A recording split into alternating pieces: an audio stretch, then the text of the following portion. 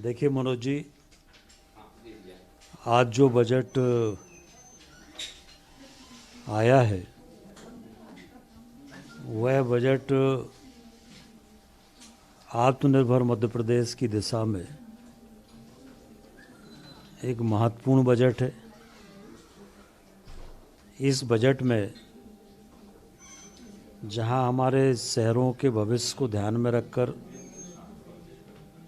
पूरी योजना बनाई गई है, वहीं पर हमारे जो किसान हैं, किसानों को एमएसपी का पैसा सीधा उनके खाते में पहुंचे, ये एक बहुत बड़ा ऐतिहासिक निर्णय हुआ है। 80 लाख हम प्रधानमंत्री आवास बनाने वाले हैं, जिससे लगभग हर गरीब का अपना घर होगा।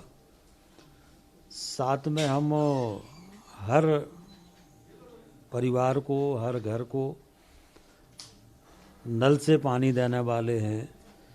उसके घर तक नल से पानी पहुंचेगा तो ये जो जगह जगह गांव-गांव में समस्या होती थी, तो वो नल से पानी पहुंचने से उस समस्या का भी निराकरण होगा। लगभग 60 लाख युवाओं को नौकरी देने का भी प्रावधान बजट में किया गया है। तो कुल मिलाकर हम ये देखें तो आत्मनिर्भर मध्य प्रदेश की दिशा में, टेक्नोलॉजी की दिशा में, शहरों के विकास की दिशा में, किसानों के कल्याण के लिए, और विशेष रूप से जो हमारा बुंदेलखंड क्षेत्र है उसमें केन बेतवा लिंक परियोजना जो है, जिसके लिए 40,000 करोड़ रुपए की राशि बजट में प्रस्तावित की गई है।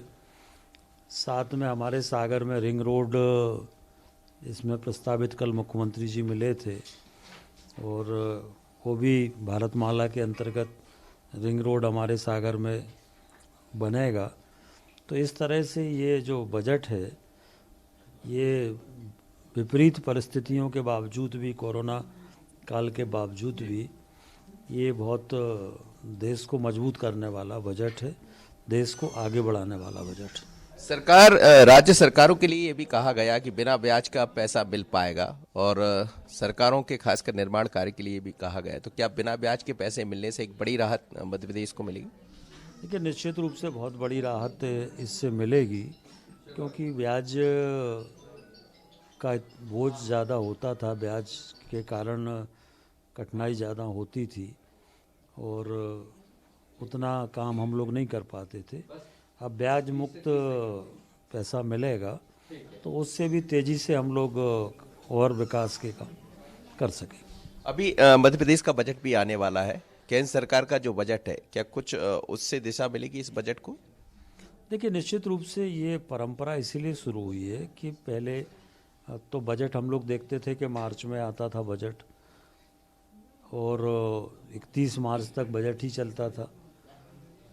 माननीय प्रधानमंत्री जी ने ये निर्णय किया कि अब हम 1 फरवरी को बजट लाएंगे, जिससे कि हमें काम करने का समय मिले, क्योंकि मार्च में बजट आता था तो उसके बाद अप्रैल मई का ही महीना हमारे पास बचता था। अब फरवरी में आने से हमारे पास काम करने के लिए 4 माह का समय बरसात के पहले होता है। और हम लोगों ने भी ये निश्चित किया है कि केंद्र का बजट आने के बाद हम लोग राज्य का बजट लाते हैं, और इसलिए केंद्र में बजट में जो प्रावधान होते हैं, केंद्र में बजट की जो दिशा होती है, उस दिशा के आधार